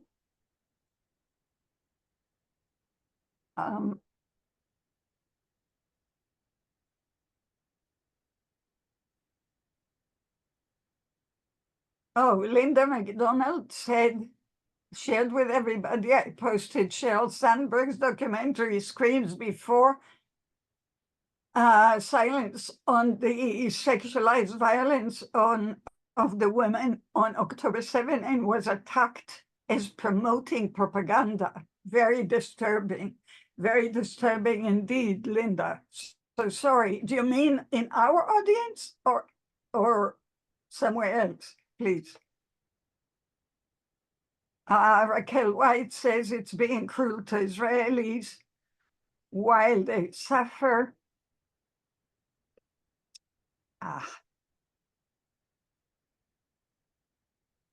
Eva Rossi, I lost friends, IDF and Ukraine refugees as well in Israel, where I was 2 weeks before the Black Shabbat. As a therapist, not one day goes by without thinking about those poor families and hostages in the tunnels. Now I could provide support, but I cannot imagine how others coped, how first responders did. Nissan Hershkovitz, my scholarly posting was in reference to it being comedian Alan King. Oh, that's probably the genie, who was the first to make the Let's Eat tautology. That's okay. Right, Barbara, I already quoted your important comment. Jacqueline Murekatete, the Rwandan survivor. Thank you for this critically important and urgent discussion. As we commemorate Yom HaShoah, I, as a survivor of the 1994 genocide against the Tutsi in Rwanda, stand in solidarity with Holocaust survivors, their descendants, and the Jewish community during this very painful commemoration, which is made even more difficult this year by the alarming levels of anti-Semitism. October 7 cannot be justified, and those who justify it are not interested in peace. The fact of the matter is that this is a very dark and painful period, with too many innocent lives having been lost, and hate and extremism only compounds existing pain and fears and undermine any efforts toward lasting peace. I hope we can still strive to meet this dark world with empathy, understanding, and commitment to peace and security for all, and not with hate, denial, and justification for hate. Thank you, sweetheart. We are holding Jacqueline is the chair of ICMGLT working group on Rwanda, and we are holding our Rwanda event on the 14th of May. Please join us. So indeed, solidarity will go in all directions. Thanks, Jacqueline, for who you are. I met her, she was 11. Yeah. So,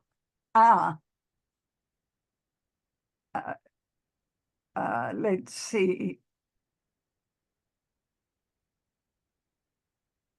Raquel White, if so, why do you have nothing to say about Hamas building tunnels to prepare for attacking Israel rather than build their country with the money they received for it?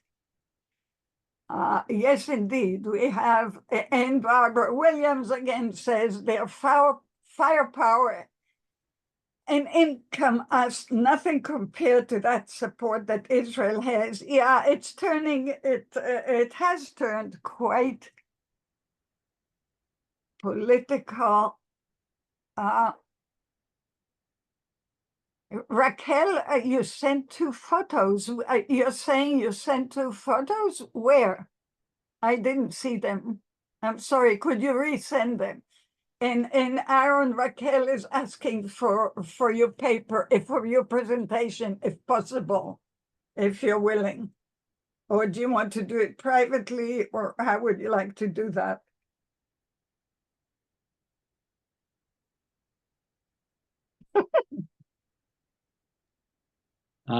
If you would give her my contact information, I would be happy to respond and send her whatever Very good. she would like. So, Raquel writes, would you email me at yaeld@aol.com? And I will do that. Okay. Let's see.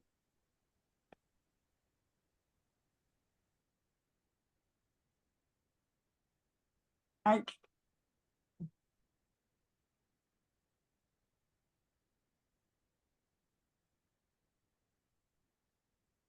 think, Amit, we are still with your question. You cannot escape from that question, please. What question was that? For you, if your study contained only October 7, or also Oh, yeah. the Gaza. Yeah. So I will answer briefly because I'm also looking at the time, and I hope that we will have some time to say some concluding thoughts. Yes, we will have. We have take 2 minutes. I will then. Okay. Rachel Schlosser from Mexico, and then we will do the last words. And part of your last word now, please take the challenge, will be please recommend our next webinar on this. So think about that. Go ahead, Amit. Okay, so the question about the way that we assessed the linkage. So we didn't go into details. So we asked generally about the situation since October 7, about the war. So it can mean October 7, it can mean what happened since October 7, it can mean both. It can mean what's happening abroad with the anti-Semitic incidents and demonstrations. So maybe we can check the correlations between the various types of exposures, because we did ask about the various types of exposure. So we have the data about whether people were exposed to October 7 directly, indirectly. We have the data about the demonstrations and anti-Semitic incidents. So we can assess that indirectly, but we didn't get into details when we asked about October 7 and the war. Yeah, I asked, I made the same question at the time. Exactly the same point, yeah. Yeah, I just remembered that we had that conversation. Yeah. It would be interesting. So maybe an extra one that will be more attending to each component here. Who knows? We'll see. Before I go to Raquel Schlosser from Mexico, I want to give her perspective, the Mexican perspective. Raquel White is, thank you, Raquel, for insisting. Raquel is saying, how can this disturbing phenomenon of Jews against Israel and often denying 10/7 events be undone? Aaron, I think the challenge may be also to you now, Naomi, think about that. And should I give Raquel, darling, could you, a very dear colleague from Mexico, Rabbi, can you give Raquel the floor? Or quick? Not Raquel, not Rachel White, Raquel Schlosser.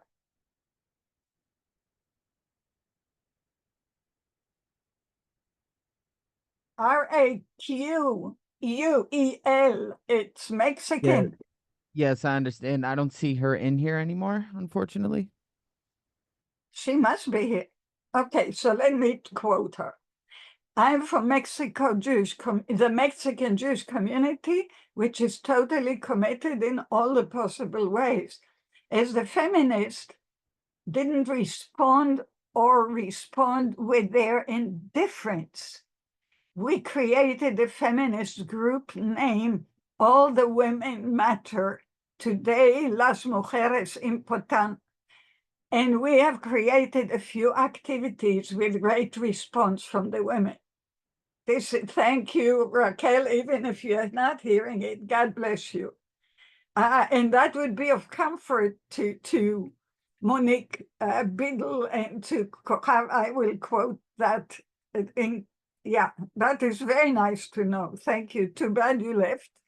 So take a shot at trying to respond to the question and start saying your last words in the meantime. How to undo the Jewish anti-Zionists on campus. The Jews against Israel. Israel. Yeah. Wow. You see that there's no easy way because these students are too young to have the lived experience of the creation of the State of Israel, of the 6-Day War, of the Yom Kippur War, all these major events that many of us have lived through and have impacted us so much are not part of their experience. So they don't have that they don't have that inside of them. So, how to give, so we have to give them an experience, a very positive Israeli Jewish experience in order to undo some, or to compensate, or to, what they need is something positive, like a peace agreement. It really rests not on what we can do to change their minds. It all rests on what happens in Israel, between Israel and the Palestinians. And if it continues going down this dark road, there are going to be more of them, not fewer of them. So I really feel that we have to do everything that we can. Everything that we do has to be toward a goal, which is, I believe, is peace. When I woke up this morning and I heard the news, I said to my wife, should Israel go into Rafah or not go into Rafah? And all I could think of was, whatever Israel does in this situation, which risks the lives of these hostages, which risks the reputation of Israel in the world, the consideration must be what brings us closer to peace and not what brings us further from peace. So I think that was where I felt an element of understanding of myself and where I stand in this, because I know how horrible war is, because it's in my DNA. As my closing statement, I have spoken twice to members of our congregation who've asked me for some direction and guidance because they are so overwhelmed by what is happening. They are so anxious about what is happening. Our synagogue has had bomb threats. We now have security. Whenever there's a special event, the local police are there. Now, I didn't grow up with that. You know, I grew up during that period that Judy, Professor Judy was talking about, you know, this kind of period where we didn't have to live with that. Now we're living with that.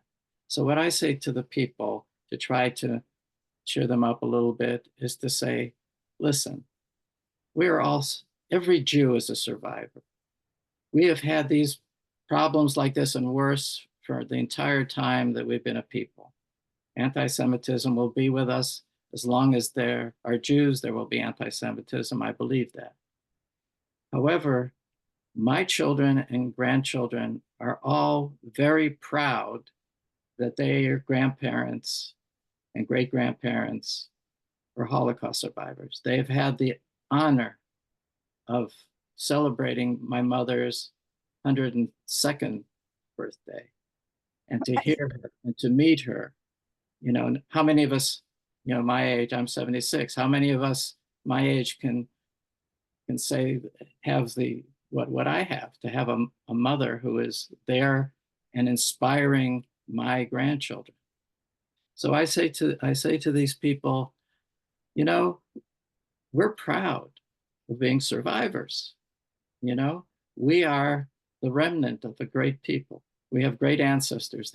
And that's not the only reason we're proud. We're proud because of Judaism, because what we've given the world. So as a survivor, we are all survivors. Everybody, I point to the people in the Congress, you are survivors. You are the saving remnant of the Jewish people. What an honor that is. And hold close to that. And they all feel good. And they all feel, yeah, you know, it's tough, but it's worth it. We are special. So that is my message. That helps me, helps my family, and helps those who ask me, what can I do? It's so bad. Thank you, dear Aaron. Naomi?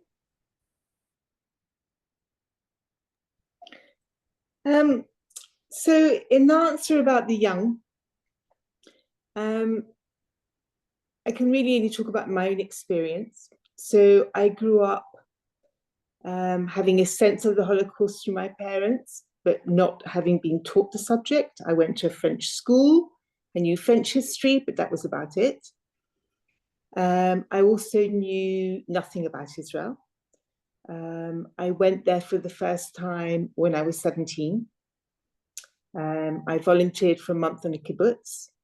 By being here, I learned a stupendous amount about the country, the feel of the country, who an Israeli is. And I've learned and continue learning about Israel, coming backwards and forwards. So to the young, I would say, come and visit Israel.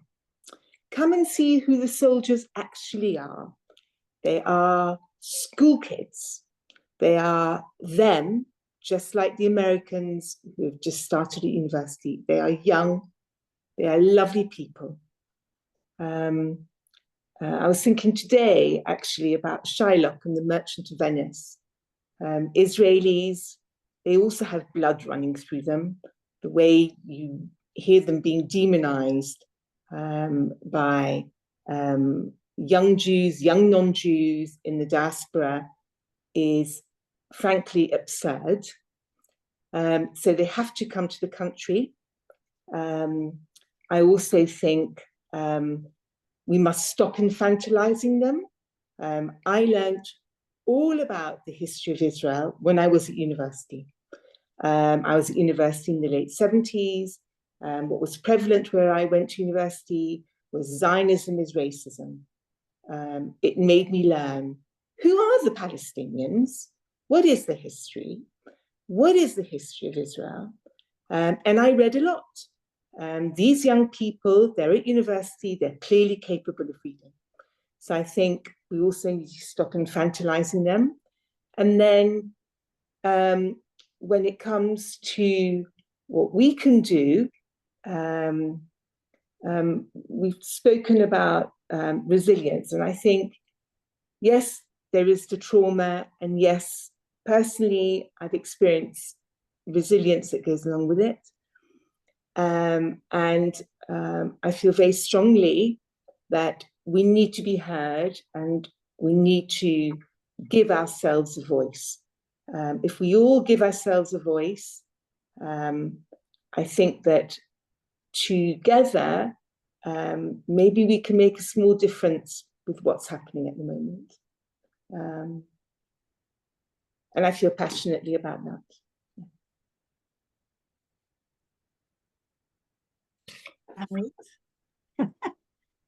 Share your wisdom, please. I think that all of us wants to end with a positive note after talking so much about Holocaust trauma, PTSD, and anti-Semitic.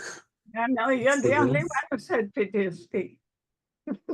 But I'm asking myself, and I'm not the only one, why do people have memories and flashbacks and nightmares about traumatic memories and not about positive events? Why don't we have flashbacks about positive events?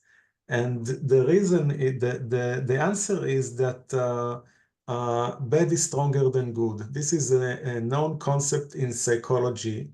Bad is stronger than good. And bad is stronger than good because it benefits our survival. Because if the animal remembers where it meets the predator, it's better to remember that than to remember where were the sources of food and water for the animal survival. So if we remember trauma, if we remember traumatic events, it ultimately to better our chances of survival. And I also relates to one of the questions about resilience among descendants of Holocaust survivors.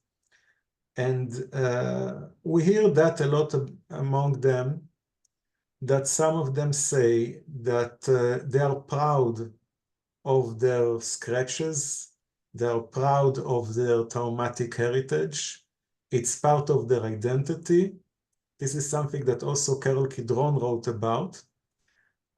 She talked about the badge of honor, meaning that Holocaust descendants view the vulnerability as a part of their identity, and they are proud of it.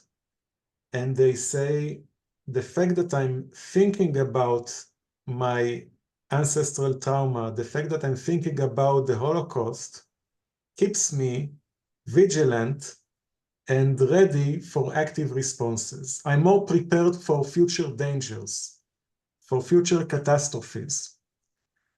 So I think I can end by this note about the benefits of being neurotic.